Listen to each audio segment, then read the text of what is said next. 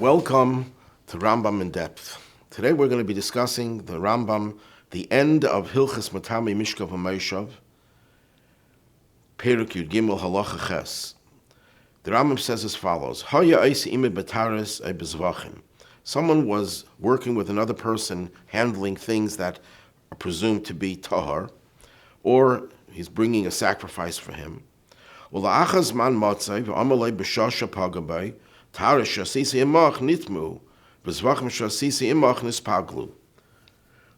person says to him, remember we were working together and we were handling things that were tahar. I want you to know I made them tamei. Or if he's a Kohen and he brought the sacrifice, he says to the person who sacrificed, he brought, the sacrifice that I brought for you, I made them pigul. I invalidated them because pigul is when you have an improper thought. Is he believed or not? The Rambam says, Harei ze neman, he's believed.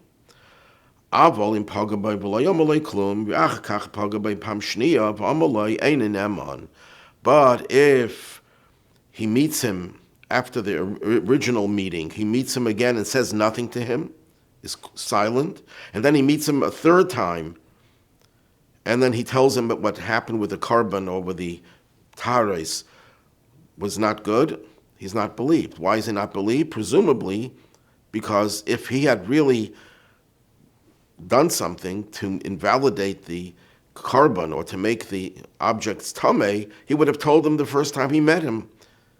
Why didn't he tell him anything then? Why did he wait to meet him another time? That arouses suspicion, so he's not believed. The problem is that the Rambam in Hilchos Psula HaMikdashin seems to contradict the Rambam here, because from the Rambam here we can infer that, not just infer, but it's clear that if he did meet him later on, the first time he meets him after the original incident, he's believed. In Hilchos Psula HaMikdashin, the Rambam says something different. There he says as follows: there the Rambam is talking about sacrifices, and he was doing a sacrifice for this person, and at the time itself, right after he brought the sacrifice, and he says to him, they became pigul, neman, he's believed. But if later on he tells him, you know what, remember that day I brought a sacrifice for you? I want you to know I made it pigul.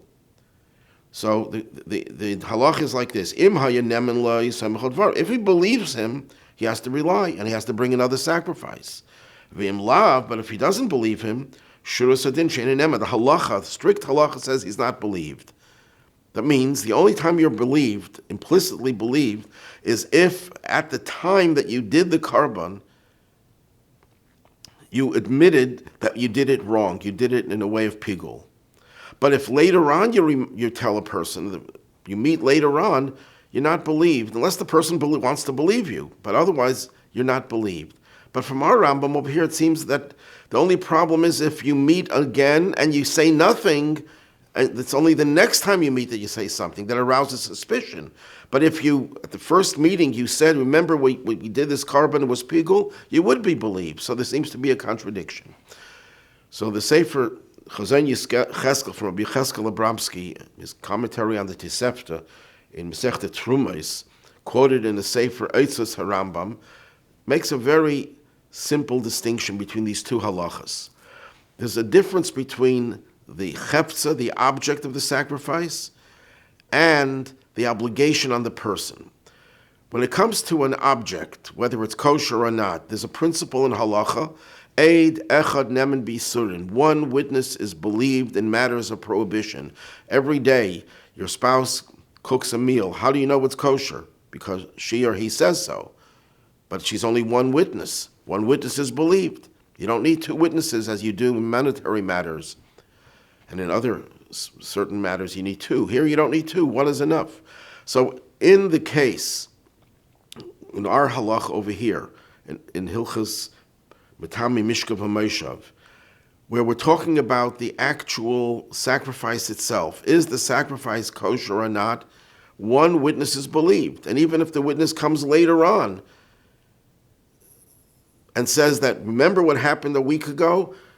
The carbon that I brought for you was pigul. He's believed. One witness is believed to invalidate a carbon.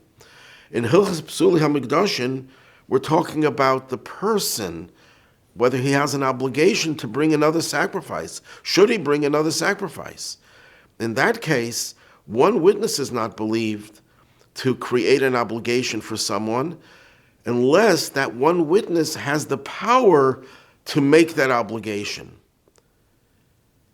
So at the time of the sacrifice itself, if the Kohen says, I made it pigul, he has that power to create an obligation because he could make it pigul.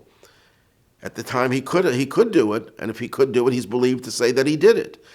But if he doesn't say anything at the time of the sacrifice, later on he meets him and he says, by the way, something that happened a month ago, I made it pigul. He doesn't have the power to make it pigul retroactively.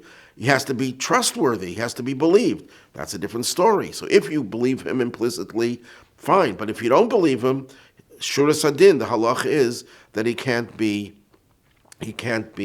required to bring another sacrifice, because the one witness does not have the power to obligate you. He has the power to declare something kosher or non-kosher, tamei or not tamei, but not to create an obligation that you don't ordinarily have.